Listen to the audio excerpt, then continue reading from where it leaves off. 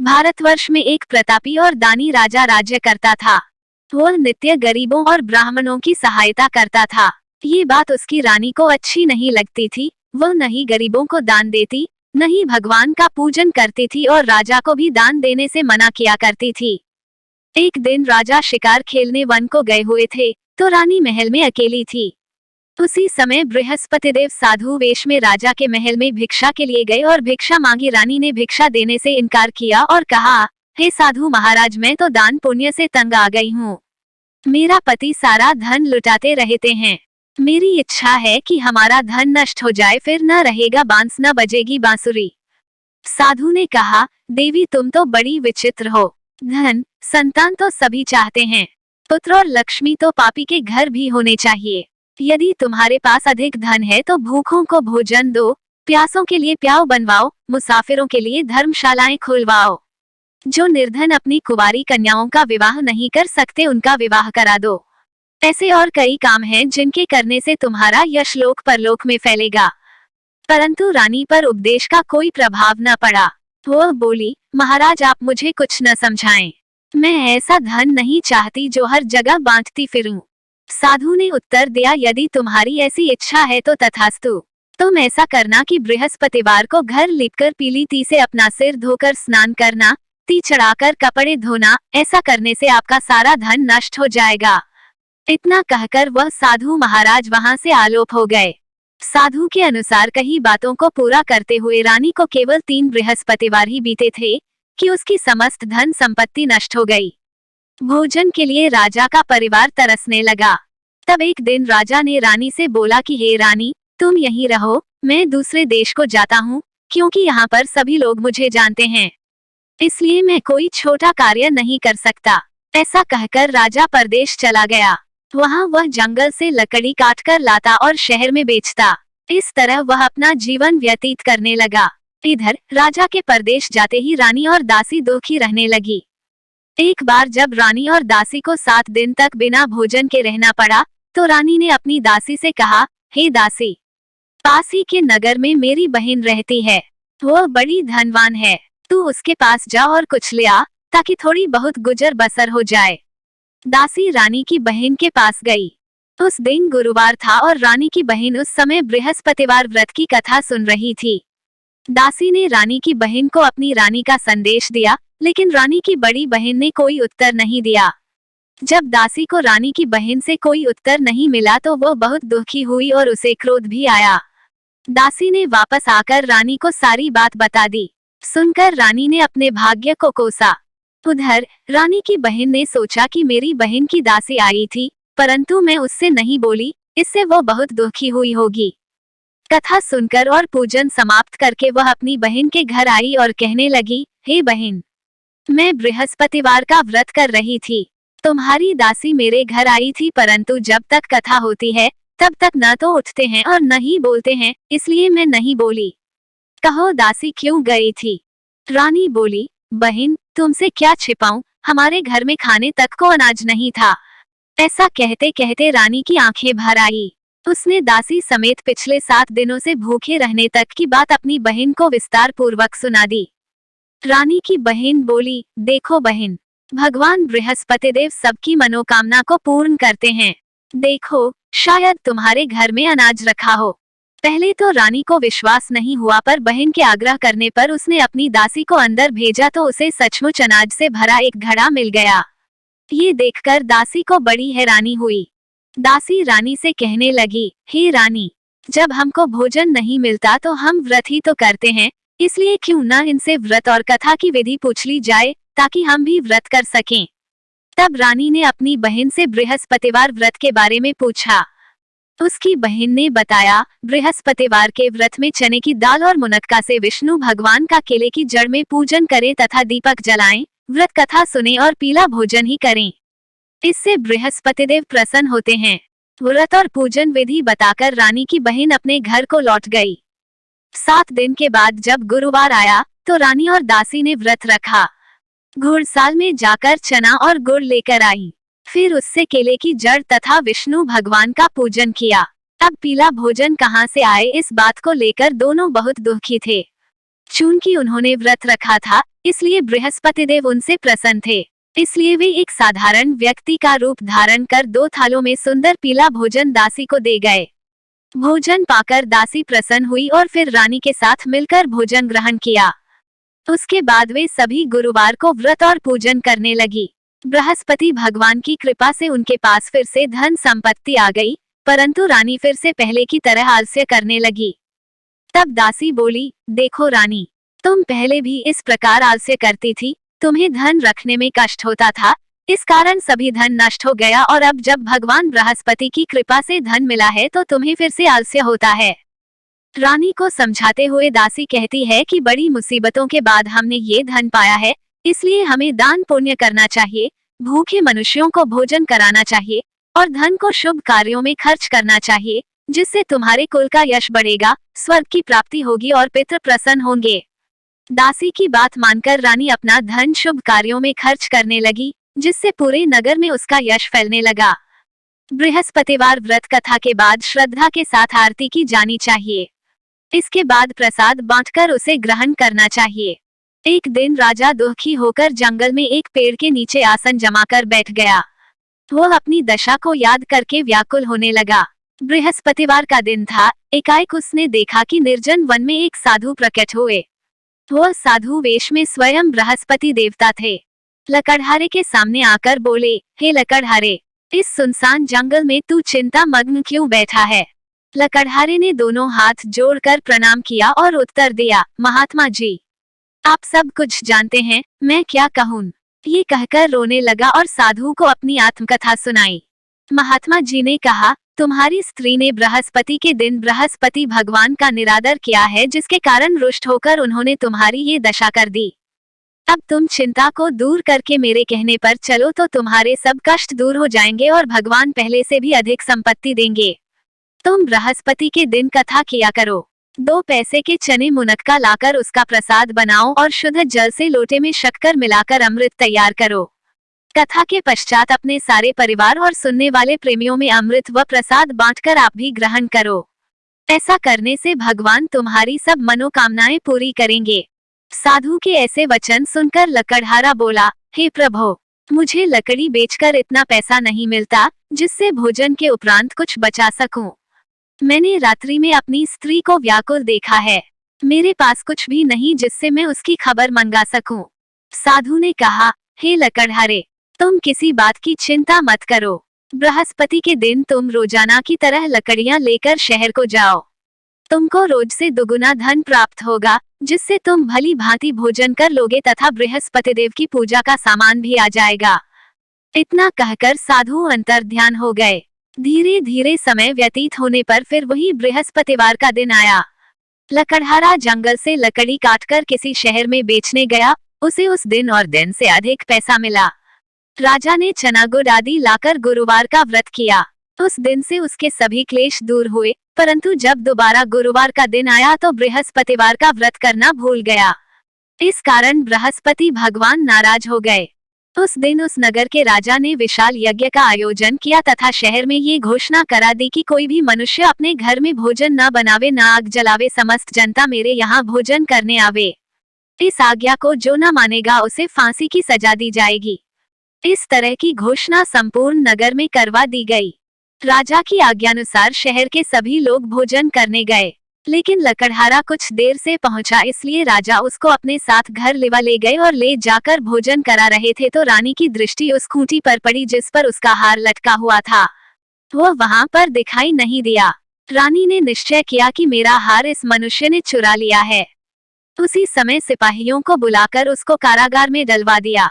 जब लकड़हारा कारागार में पड़ गया और बहुत दुखी होकर विचार करने लगा कि न जाने कौन से पूर्व जन्म के कर्म से मुझे ये दुख प्राप्त हुआ है, और उसी साधु को याद करने लगा जो कि जंगल में मिला था। उसी समय तत्काल बृहस्पति देव साधु के रूप में प्रकट हुए और उसकी दशा को देखकर कहने लगे, अरे मूर्ख, तूने बृहस्पति देव की कथा नहीं करी, इस कारण तुझे दुख प्राप्त हुआ है। अब चिंता मत कर, बृहस्पतिवार के दिन कारागार के दरवाजे पर 4 पैसे पड़े मिलेंगे। उनसे तू बृहस्पति देव की पूजा करना, तेरे सभी कष्ट दूर हो जाएंगे। बृहस्पति के दिन उसे 4 पैसे मिले। लकड़हारे ने कथा कही। उसी रात्रि को बृहस्पति देव ने उस नगर के राजा को स्वप्न में कहा, हे राजा, तुमने जिस आदमी को कारागार में बंद कर दिया है वह निर्दोष है, वह राजा है, उसे छोड़ देना। रानी का हार उसी खूंटी पर लटका है, अगर तू ऐसा नहीं करेगा तो मैं तेरे राज्य को नष्ट कर दूंगा। इस तरह रात्रि के स्वप्न को देखकर राजा प्रातःकाल उठा और खूंटी पर हार देखकर लकड़हारे को बुलाकर क्षमा मांगी तथा लकड़हारे को योग्य सुंदर वस्त्र आभूषण देकर विदा कर दिया। बृहस्पति देव की आज्ञानुसार लकड़हारा अपने नगर को चल दिया। राजा जब अपने नगर के निकट पहुंचा तो उसे बड़ा आश्चर्य हुआ। नगर में पहले से अधिक बाग, तालाब, कुएं तथा बहुत सी धर्मशाला, मंदिर आदि बन गई हैं। राजा ने पूछा, ये किसका बाग और धर्मशाला हैं? तब नगर के सब लोग कहने लगे, ये सब रानी और बांदी के हैं। तो राजा को आश्चर्य हुआ और गुस्सा भी आया। जब रानी ने ये खबर सुनी कि राजा आ रहे हैं, तो उन्होंने बांदी से कहा कि हे दासी, देख राजा हमको कितनी बुरी हालत में छोड़ गए थे, हमारी ऐसी हालत देखकर वह लौट न जाएं, इसलिए तू दरवाजे पर खड़ी हो जा। आज्ञानुसार दासी दरवाजे पर खड़ी हो गई। राजा आए तो उन्हें अपने साथ लिवा लाई। तब राजा ने क्रोध करके अपनी रानी से पूछा कि यह धन तुम्हें कैसे प्राप्त हुआ है? तब उन्होंने कहा, हमें ये सब धन बृहस्पति देव के इस व्रत के प्रभाव से प्राप्त हुआ है। राजा ने निश्चय किया कि 7 रोज बाद तो सभी बृहस्पति देव का पूजन करते हैं, परंतु मैं प्रतिदिन दिन में 3 बार कहानी तथा रोज व्रत किया करूंगा। अब हर समय राजा के दुपट्टे में चने की दाल बंधी रहती तथा दिन में 3 बार कहानी कहता। एक रोज राजा ने विचार किया कि चलो अपनी बहन के यहाँ हो आवें। इस तरह निश्चय कर राजा घोड़े पर सवार हो अपनी बहन के यहाँ को चलने लगा। मार्ग में उसने देखा कि कुछ आदमी एक मुर्दे को लिए जा रहे हैं। उन्हें रोककर राजा कहने लगा, अरे भाइयों, मेरी बृहस्पति देव की कथा सुन लो। वे बोले, लो, हमारा तो आदमी मर गया है, इसको अपनी कथा की पड़ी है। परंतु कुछ आदमी बोले, अच्छा कहो, हम तुम्हारी कथा भी सुनेंगे। राजा ने दाल निकाली और जब कथा आधी हुई थी कि मुर्दा हिलने लग गया, और जब कथा समाप्त हो गई तो राम राम करके मनुष्य उठकर खड़ा हो गया। आगे मार्ग में उसे एक किसान खेत में हल चलाता मिला। राजा ने उसे देख और उससे बोले, अरे भैया, तुम मेरी बृहस्पतिवार की कथा सुन लो। किसान बोला, जब तक मैं तेरी कथा सुनूंगा तब तक 4 हरया जोत लूंगा। जा अपनी कथा किसी और को सुनाना। इस तरह राजा आगे चलने लगा। राजा के हटते ही बैल पछाड़ खाकर गिर गए तथा किसान के पेट में बड़ी जोर का दर्द होने लगा। उस समय उसकी माँ रोटी लेकर आई। उसने जब ये देखा तो अपने पुत्र से सब हाल पूछा और बेटे ने सभी हाल कह दिया। तो बुढ़िया दौड़ी दौड़ी उस घुड़सवार के पास गई और उससे बोली कि मैं तेरी कथा सुनूंगी, तू अपनी कथा मेरे खेत पर चलकर ही कहना। राजा ने बुढ़िया के खेत पर जाकर कथा कही, जिसके सुनते ही वह बैल उठ खड़ हुए तथा किसान के पेट का दर्द भी बंद हो गया। राजा अपनी बहन के घर पहुंचा। बहन ने भाई की खूब मेहमानी की। दूसरे रोज प्रातःकाल राजा जगा तो वह देखने लगा कि सब लोग भोजन कर रहे हैं। राजा ने अपनी बहन से कहा, ऐसा कोई मनुष्य है जिसने भोजन नहीं किया हो, मेरी बृहस्पतिवार की कथा सुन ले। बहन बोली, हे भैया, ये देश ऐसा ही है कि पहले यहाँ लोग भोजन करते हैं, बाद में अन्य काम करते हैं। अगर कोई पड़ोस में हो तो देख आऊं। वह ऐसा कहकर देखने चली गई, परंतु उसे कोई ऐसा व्यक्ति नहीं मिला जिसने भोजन न किया हो। अतः वह एक कुम्हार के घर गई जिसका लड़का बीमार था। उसे मालूम हुआ कि उनके यहाँ 3 रोज से किसी ने भोजन नहीं किया है। रानी ने अपने भाई की कथा सुनने के लिए कुम्हार से कहा, वह तैयार हो गया। राजा ने जाकर बृहस्पतिवार की कथा कही, जिसको सुनकर उसका लड़का ठीक हो गया। अब तो राजा की प्रशंसा होने लगी। एक रोज राजा ने अपनी बहन से कहा कि हे बहन, हम अपने घर को जाएंगे, तुम भी तैयार हो जाओ। राजा की बहन ने अपनी सास से कहा। सास ने कहा, हाँ चली जा, परंतु अपने लड़कों को मत ले जाना, क्योंकि तेरे भाई के कोई औलाद नहीं है। बहन ने अपने भैया से कहा, हे भैया, मैं तो चलूंगी पर कोई बालक नहीं जाएगा। राजा बोला, जब कोई बालक नहीं चलेगा तब तुम ही क्या करोगी। बड़े दुखी मन से राजा अपने नगर को लौट आया। राजा ने अपनी रानी से कहा, हम निर्वंशी हैं, हमारा मुंह देखने का धर्म नहीं है और कुछ भोजन आदि नहीं किया। रानी बोली, हे प्रभु, बृहस्पति देव ने हमें सब कुछ दिया है, वह हमें औलाद अवश्य देंगे। उसी रात को बृहस्पति देव ने राजा से स्वप्न में कहा, हे राजा उठ, सभी सोच त्याग दे, तेरी रानी गर्भ से है। राजा की यह बात सुनकर बड़ी खुशी हुई। 9वें महीने में उसके गर्भ से एक सुंदर पुत्र पैदा हुआ। तब राजा बोला, हे रानी, स्त्री बिना भोजन के रह सकती है, पर बिना कहे नहीं रह सकती। जब मेरी बहन आवे तुम उससे कुछ कहना मत। रानी ने सुनकर हाँ कर दिया। जब राजा की बहन ने ये शुभ समाचार सुना तो वह बहुत खुश हुई तथा बधाई लेकर अपने भाई के यहाँ आई। तभी रानी ने कहा, घोड़ा चढ़कर तो नहीं आई, गधा चढ़ी आई। राजा की बहन बोली, भाभी मैं इस प्रकार न कहती तो तुम्हें औलाद कैसे मिलती। बृहस्पति देव ऐसे ही हैं, जैसी जिसके मन में कामनाएं हैं सभी को पूर्ण करते हैं। जो सद्भावना पूर्वक बृहस्पतिवार का व्रत करता है एवं कथा पता है अथवा सुनता है, दूसरों को सुनाता है, बृहस्पति देव उसकी सभी मनोकामना पूर्ण करते हैं। ये भी जाने। आरती। श्री बृहस्पति देवारती। माँ लक्ष्मी जी ओम जय जगदीश हरे। आरती। श्री बृहस्पतिवार व्रत कथा 2 गुरुवार। Good morning message. भगवान बृहस्पति देव उसकी सदैव रक्षा करते हैं। संसार में जो मनुष्य सद्भावना से भगवान जी का पूजन व्रत सच्चे हृदय से करते हैं तो उनकी सभी मनोकामनाएं पूर्ण करते हैं। जैसी सच्ची भावना से रानी और राजा ने उनकी कथा का गुणगान किया तो उनकी सभी इच्छाएं बृहस्पति देव जी ने पूर्ण की थीं। इसलिए पूर्ण कथा सुनने के बाद प्रसाद लेकर जाना चाहिए। हृदय से उसका मनन करते हुए जयकारा बोलना चाहिए। बोलो बृहस्पति देव की जय। भगवान विष्णु की जय। बृहस्पति देव की कथा। प्राचीन काल में एक मन रहता था। वह बहुत निर्धन था। उसके कोई संतान नहीं थी। उसकी स्त्री बहुत मलिनता के साथ रहती थी। वह स्नान न करती, किसी देवता का पूजन न करती। इससे मन देवता बड़े दुखी थे। बेचारे बहुत कुछ कहते थे किंतु उसका कुछ परिणाम न निकला। भगवान की कृपा से मन की स्त्री के कन्या रूपी रत्न पैदा हुआ। कन्या बड़ी होने पर प्रातः स्नान करके विष्णु भगवान का जाप व बृहस्पतिवार का व्रत करने लगी।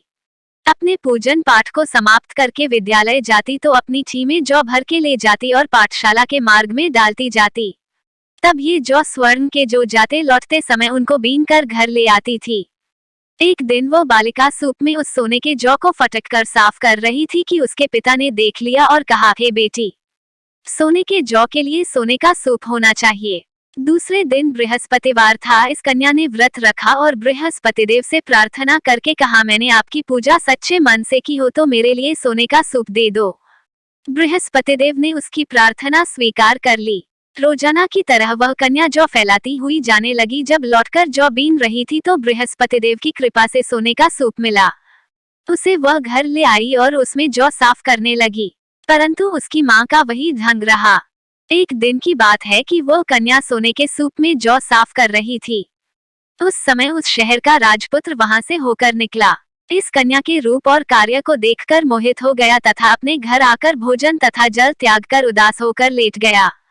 राजा को इस बात का पता लगा तो अपने प्रधानमंत्री के साथ उसके पास गए और बोले, हे बेटा, तुम्हें किस बात का कष्ट है? किसी ने अपमान किया है अथवा और कारण हो सो कहो, मैं वही कार्य करूंगा जिससे तुम्हें प्रसन्नता हो। अपने पिता की राजकुमार ने बातें सुनी तो वह बोला, मुझे आपकी कृपा से किसी बात का दुख नहीं है। किसी ने मेरा अपमान नहीं किया है, परंतु मैं उस लड़की से विवाह करना चाहता हूँ जो सोने के सूप में जौ साफ कर रही थी। ये सुनकर राजा आश्चर्य में पड़ और बोला, हे बेटा, इस तरह की कन्या का पता तुम ही लगाओ। मैं उसके साथ तेरा विवाह अवश्य ही करवा दूंगा। राजकुमार ने उस लड़की के घर का पता बतलाया। तब मंत्री उस लड़की के घर गए और मन देवता को सभी हाल बतलाया।